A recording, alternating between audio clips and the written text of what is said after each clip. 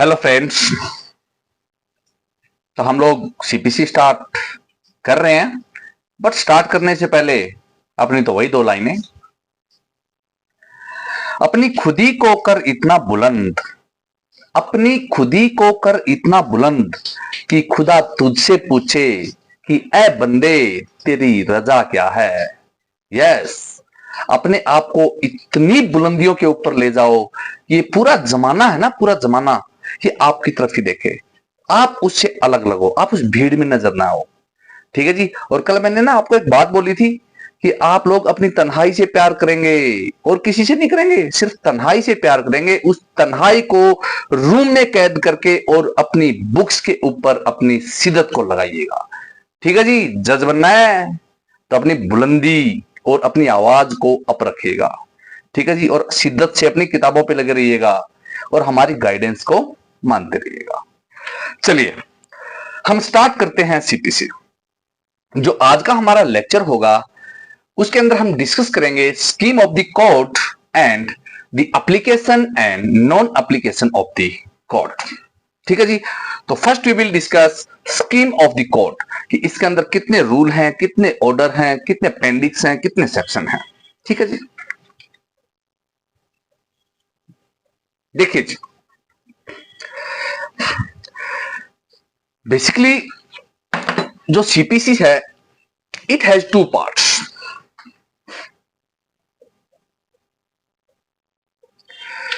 क्या है जी? जो सीपीसी है ये दो पार्टों में बटा हुआ है। फर्स्ट है जी सेक्शंस। ठीक है जी। और जो सेकंड है वो है जी शेड्यूल।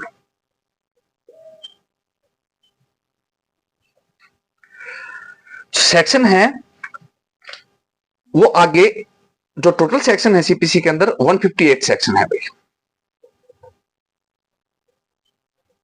कितने सेक्शन है? 150 सेक्शन है, जो कि 11 पार्ट के अंदर है। इस डाटा को नोट कर लीजिएगा, बहुत इंपॉर्टेंट है, क्योंकि जुडिशरी के प्रीलिम एग्जाम में ऐसे क्वेश्चंस भी आते हैं। ठीक है जी। जो शेड्यूल है it contains, the first schedule contains 51 order, 51 orders and various rules.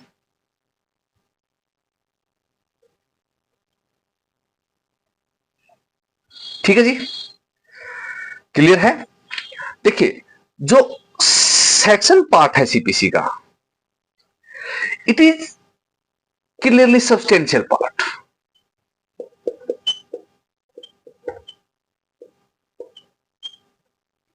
ये क्या है भाई? क्लियरली सब्सटेंशियल पार्ट है। Substantial part means it define what is plaint, what is written statement, what is discovery, what is issues, what is fact in issues, like that means ये क्या करता है अभी? डिफाइन करता है हर चीज को। ठीक है जी। what is summons, what is executions, ये सारी चीजें क्या बताते हैं भाई? ये सेक्शन बताते हैं। ठीक है जी। जो शेड्यूल है which contains 51 orders and rules, it is pure procedural। ये क्या है भाई? ये प्रोसीजरल पार्ट है।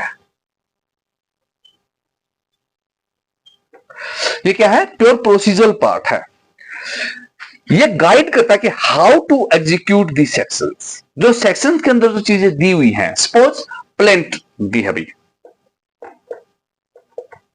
प्लेंट को डिफाइन कर दिया कि प्लेंट के अंदर क्या क्या होगा, क्या क्या कंटेंट होगा, क्या सिविल शूट होगी, क्या जुरिडिक्शन होगी। ठीक है जी। ये सारी चीजें किस में दी हुई है? सेक्शन में दी हुई है। अब प्लेंट के को कैसे फाइल किया जाएगा, किस कोर्ट के अंदर फाइल किया जाएगा, ठीक है जी। उस प्लेंट को कैसे कोर्ट डील करेगा, रिटर्न स्टेटमेंट को कैसे फाइल किया जाएगा, ठीक है जी। कैसे डिस्कवरी होगी, कैसे लोकल कमिश्नर अपॉइंट होगा, ये सारी की सारी चीजें कौन बताते हैं? ऑर्डर बताते हैं। Means how to execute the section it is dealt by the order. Clear है? तो जो सेक्शन जो पार्ट है हमारा वो क्या है जी? वो प्योर सब्सटेंटिव इन नेचर है।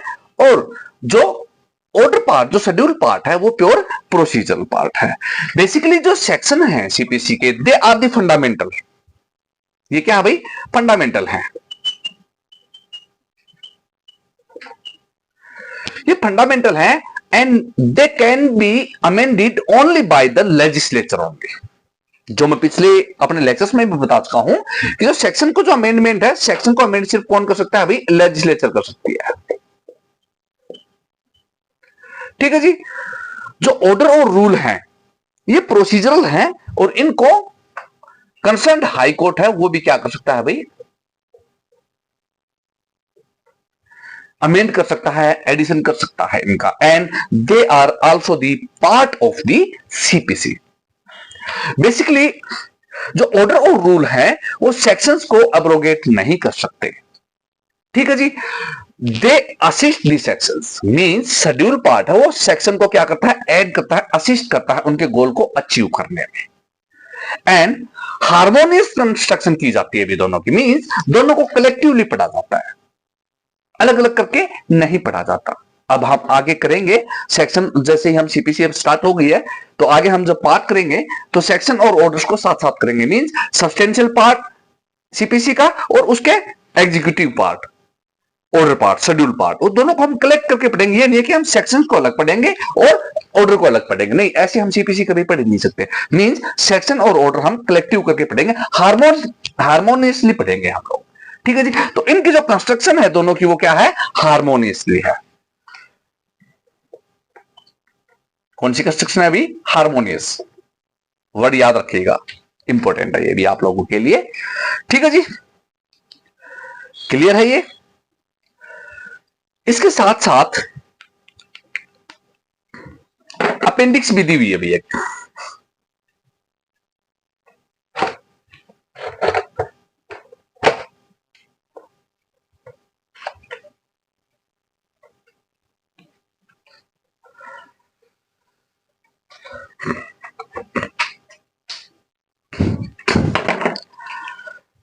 सीपीसी में क्या दी हुई भी? अपेंडिक्स भी दी हुई है। इस अपेंडिक्स के अंदर बहुत सारे फॉर्मेट दिए हुए हैं। जो वो फॉर्मेट किस किस चीज के हैं जी? फर्स्ट है जी प्लीडिंग का, जिसमें प्लेंट और रिटर्न स्टेटमेंट दोनों इंक्लूड हैं। ठीक है जी। दूसरा है जी प्रोसेस फॉर्मेट, मींस समनिंग का फॉर्मेट जिसको बोलते हैं हम लोग। समनिंग कैसे होगी, उस समनिंग के अंदर क्या क्या मेंशन किया जाएगा। ठीक है जी। तीसरा है जी डिस्कवरी का format, discovery and inspection. Fourth है जी डिक्री कैसे में, डिक्री के अंदर क्या क्या इंक्लूड होगा। ये फॉर्मेट है जस्ट, तो इनको फॉलो करते हुए कोर्ट और जो पार्टीज हैं वो क्या करेंगी जी?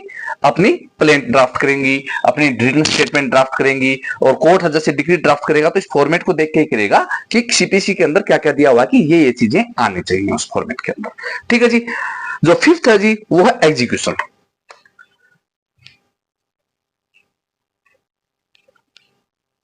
जो फिफ्थ फॉर्मेट है वो क्या है? एग्जीक्यूशन। एग्जीक्यूशन की प्लीडिंग है उसमें क्या क्या होगा। जो सिक्स्थ है भाई वो है सप्लीमेंटल प्रोसीडिंग्स।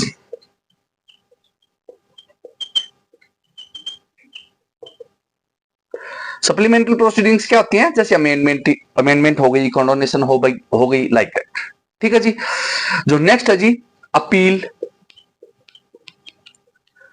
रिव्यू और रिवीजन। ठीक है जी। और लास्ट है जी मिसचेलियसनेस प्रोसीडिंग्स। मिसचेलियसनेस प्रोसीडिंग्स जैसे प्रोबेट हो गया, ठीक है जी, सक्सेशन सर्टिफिकेट हो गई, ये सारी चीजें। तो इनके सभी के अपने अपने फॉर्मेट दिए हुए हैं इसके अंदर कि इस ऐसे ऐसे आपको ये चीजें ड्राफ्ट करनी है और सिविल कोर्ट के सामने आपको लेकर जानी है। ठीक है जी, क्लियर है? देख लीजिएगा, अब मैं इरेज कर रहा हूं इसको।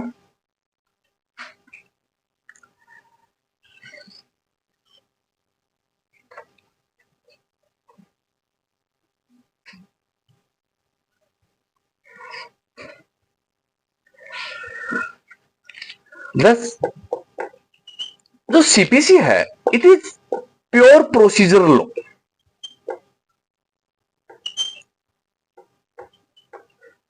and it directs the court that how to try a suit and deal with, देखिए किस किस चीज के साथ डील करता है भैया, किस किस चीज का प्रोसीजर ये बताता है। देखिए जो फर्स्ट है वो है जी प्रोसीजर फॉर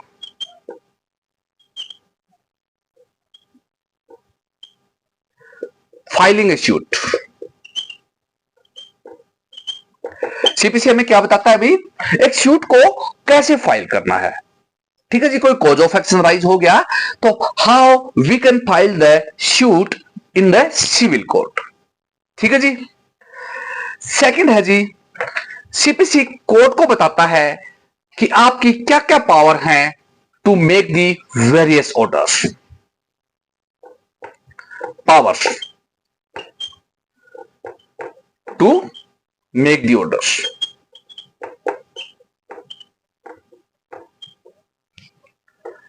ठीक है जी। क्या करता है अभी सीपीसी, कोर्ट को इंपावर्ड करता है with certain powers to make the powers. जो थर्ड है जी ये right of the plaintiff and defendant भी बताता है भाई सीपीसी कि क्या क्या राइट प्लेंटिफ के राइट है और क्या क्या डिफेंडेंट के राइट है। Right of the plaintiff and defendant. जो फोर्थ है वो भी जुरिडिक्शन भी बताता है कि किस किस कोर्ट की कहां कहां क्या क्या जुरिडिक्शन है भाई, सिविल केसेस के रिगार्डिंग किस किस कोर्ट में कौन कौन सी शूट फाइल होगी। Jurisdiction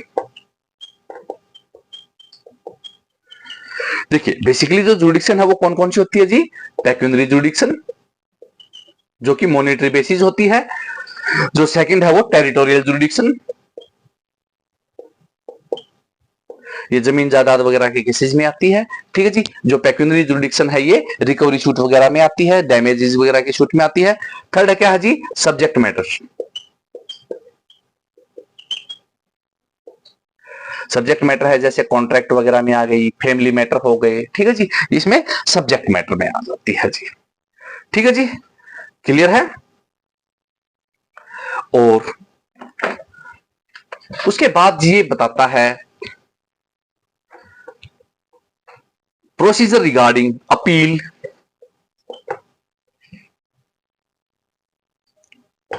review and reference. भी अपील फाइल करने का क्या प्रोसीजर है, रिव्यू फाइल करने का क्या प्रोसीजर है और रेफरेंस फाइल करने का क्या प्रोसीजर है। ठीक है जी। तो बेसिकली जो सिविल मैटर्स हैं इट इंक्लूड्स और related to the contractual, inheritance, inheritance समझते हो ना, जो सक्सेशन मैटर होते हैं, inheritance, property related,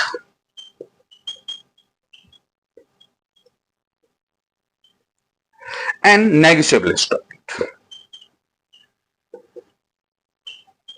negotiable instrument वगैरह जैसे पेक्यूनरी मैटर होते हैं भाई, जैसे परनोट का कोई केस हो गया। ठीक है जी। और कोई नेगोशिएबल इंस्ट्रूमेंट होगा, कोई बॉन्ड हो गया उसके रिगार्डिंग। ठीक है जी। तो जो सिविल जो केसेस हैं उनके अंदर क्या क्या आता है अभी, कॉन्ट्रेक्चुअल आ गया, इनहेरिटेंस आ गया, प्रॉपर्टी रिलेटेड आ गया, नेगोशिएबल मैटर आ गई। ठीक है जी। और फैमिली मैटर भी आ गई, फैमिली लॉ से रिलेटेड। ठीक है जी, क्लियर है। तो जो एप्लीकेशन है जो सीपीसी की वो कहां कहां अप्लाई होती है जी, अपनी जो जो सीपीसी है वो कहां कहां अप्लाई होता है, क्या क्या बताता है, किस किस के साथ डील करता है। तो वो फर्स्ट है जी procedure for filing a civil suit. Second है power of the court to making the various rules. ठीक है जी। थर्ड है जी right of the plaintiff and defendants. Fourth है जी जुरिडिक्शन कोर्ट की। और जी फिफ्थ है provision regarding the appeal, review and references. ठीक है जी, क्लियर है। और जो सिविल जो सूट होती हैं वो कौन कौन सी सूट होती है भी, कॉन्ट्रेक्चुअल सूट हो गई, इनहेरिटेंस हो गई, प्रॉपर्टी रिलेटेड हो गई और नेगोशिएबल इंस्ट्रूमेंट के रिगार्डिंग सूट हो गई। ठीक है जी। अब बात करते हैं non application of the CPC. This is the most important part. यहां से क्वेश्चन आता है भाई।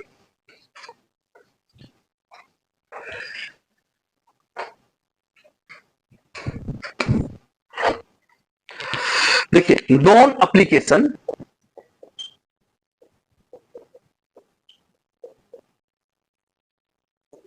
Application of CPC.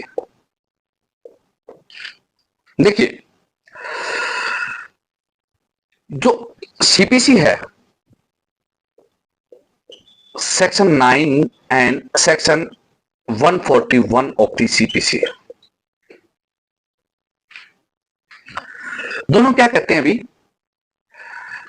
Civil court have jurisdiction to try the all civil matters। ठीक है जी, क्या है? सभी सिविल मैटर्स को क्या कर सकता है भाई? ट्राई कर सकता है, except they are bar by special provisions. वो किसी स्पेशल इनेक्टमेंट के द्वारा वो बार ना किए गए हों, और कोई स्पेशल इनेक्टमेंट जो 141 है, इनको भी हम हार्मोनियसली कर सकते हैं। दोनों को एक साथ करके पढ़ेंगे तो हमें पता लगेगा कि अगर भी कोई स्पेशल इनेक्टमेंट है, स्पेशल प्रोविजन दिया हुआ है, स्पेशल प्रोसीजर दिया हुआ है, तो वहां पर सीपीसी अप्लाई नहीं होगा। अभी बात करेंगे किस किस एक्ट के अंदर स्पेशल प्रोविजन दिए हुए हैं, मींस उनका एक अपना ही प्रोसीजर है कि although they are type of civil case, but वहां पर सीपीसी अप्लाई नहीं होगा। Why? Because there is special provision, special procedure in that act. ठीक है जी, तो अगर यदि कहीं किसी भी इनेक्टमेंट में स्पेशल प्रोसीजर दिया हुआ है किसी सिविल मैटर के रिगार्डिंग, ठीक है जी, किसी पर्टिकुलर सब्जेक्ट मैटर के रिगार्डिंग, तो जो स्पेशल जो दिया हुआ है वो प्रोसीजर फॉलो होगा, ना कि सीपीसी का प्रोसीजर फॉलो होगा। ठीक है जी, whether CPC is applied on the writ petitions,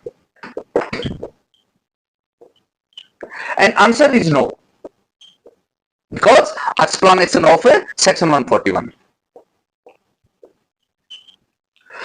writ petitions के ऊपर जो सीपीसी है वो अप्लाई नहीं होता, बिकॉज जो रिट पिटिशंस है इट इज एक्सपीडियस रेमेडी, और जहां पर सीपीसी अप्लाई हो गया वहां पर तो 3-4 साल केस चलना है। ठीक है ना? तो जो रिट पिटिशंस है इनके अंदर वाइड डिस्क्रिशनरी पावर दी हुई है ऑनरेबल हाई कोर्ट और ऑनरेबल सुप्रीम कोर्ट को। ठीक है जी, वो अपने लेवल के ऊपर अपने हिसाब से क्या करेंगे जी, उस केस को एक्सपीरियंसली डिसाइड करेंगे, वो तेजी फास्ट डिसाइड करेंगे अगर यदि आपके फंडामेंटल राइट्स इन्फ्रिज हुए हैं, तो वहां पर ये अप्लाई नहीं होता। और दो सेक्शन 141 है, इसने मिसलेनियस जो प्रोसीडिंग्स हैं जैसे प्रोबेट वगैरह हो गया, सक्सेशन सर्टिफिकेट वगैरह हो गया, ठीक है जी, इनके अंदर क्या किया है भाई? सीपीसी को अप्लाई कर दिया है। ठीक है जी, और स्टेट गवर्नमेंट है वो बाय नोटिफिकेशन किसी भी पर्टिकुलर मिसलेनियस प्रोसीडिंग को ऐड कर सकती है। ठीक है जी, जहां पर सीपीसी अप्लाई होना चाहिए तो वहां पर सीपीसी अप्लाई हो जाता है। ठीक है जी, अब आते हैं जी 2-3 एक्ट की बात करते हैं जिनके रिगार्डिंग क्वेश्चन आता है। Whether CPC apply on the income tax act, बताइएगा। इनकम टैक्स क्या सीपीसी का जो प्रोसीजर दिया हुआ है वो इनकम टैक्स के ऊपर अप्लाई होता है? And the answer is no, because there are certain provisions which are penal in nature in the income tax act, और इनकम टैक्स का एक अपना खुद का ही प्रोसीजर है। इनकम टैक्स एक्ट के तहत अगर कोई वायलेशन होता है तो किस प्रकार से पिटीशन को ट्राई किया जाएगा वो इनकम टैक्स में इटसेल्फ बताया हुआ है, इसीलिए सीपीसी इनकम टैक्स के ऊपर अप्लाई नहीं होगा। ठीक है जी, अब है जी रेवेन्यू एक्ट। देखिए, हर एक स्टेट के लगभग अपने अपने रेवेन्यू एक्ट हैं, जैसे पंजाब लैंड रेवेन्यू एक्ट, ठीक है जी, अब हरियाणा का भी आ गया, राजस्थान का अपना है, ठीक है जी, उत्तराखंड का अपना है, यूपी का अपना, तो इन सभी के क्या है? अपने अपने रेवेन्यू एक्ट हैं। तो क्या इनके ऊपर सीपीसी अप्लाई होता है? Although case under revenue act is of civil nature, but revenue act के अंदर भी अपना एक प्रोसीजर दिया हुआ है। ठीक है जी, तो रेवेन्यू एक्ट के अंदर जो प्रोसीजर दिया हुआ है एज पर दैट प्रोसीजर ही वो पिटीशन है वो फॉलो की जाएगी, वो पिटीशन है वो डिसाइड की जाएगी, वहां पर सीपीसी अप्लाई नहीं होगा। Whereas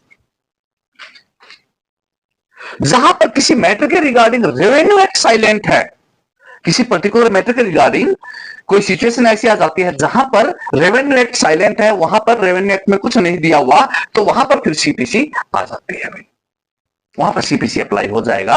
and more over state government है, जो पर्टिकुलर स्टेट गवर्नमेंट है, जो कंसर्न स्टेट गवर्नमेंट है, वो रेवेन्यू एक्ट के किसी भी पार्ट के ऊपर बाय नोटिफिकेशन सीपीसी को अप्लाई कर सकती है। ये स्टेट गवर्नमेंट के पास में पावर है। ठीक है जी, क्लियर है। देखिए इसी तरीके से टेलीग्राफ एक्ट,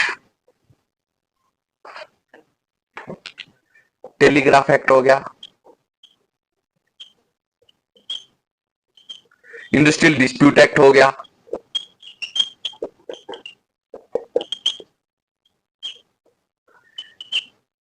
इनके ऊपर भी सीपीसी अप्लाई नहीं होता है because they are the special enactment, they have the special procedure. ठीक है जी, क्लियर है। तो वहां पर ये नहीं होगा जी, यहां पर भी आंसर नो है, यहां पर भी सीपीसी अप्लाई नहीं होगा क्योंकि टेलीग्राफ एक्ट के अंदर भी अपना प्रोसीजर है और इंडस्ट्रियल डिस्प्यूट एक्ट के अंदर भी अपना प्रोसीजर है। ठीक है जी, आज के लिए इतना ही। कल हम करेंगे जी सब्सटेंटिव एंड प्रोसीजर लॉ, दोनों में क्या डिफरेंस है जी। ठीक है जी, उसके बाद थोड़ी सी हम हिस्ट्री करेंगे, फिर abatement of suit in civil cases करेंगे। ठीक है जी, तो इस लेक्चर को 2-3 बार आराम से बैठ के देखिएगा, अपने नोट्स भी बनाते रहिएगा। बहुत इंपॉर्टेंट लेक्चर है, प्रीलिम्स में इसके रिगार्डिंग क्वेश्चन आ सकता है। और हाँ, एक चीज मत भूलिएगा, पत्थर उछालते रहिएगा, आसमान में छेद करना है हमने, वो जज बन के दिखाना है। ठीक है, अब मेरे चैनल को सब्सक्राइब भी कर दो यार, गर्मी बहुत हो रखी है ना, और लाइक भी कर दो और रेफर भी कर दो। थैंक यू, सबा कर, गुड नाइट।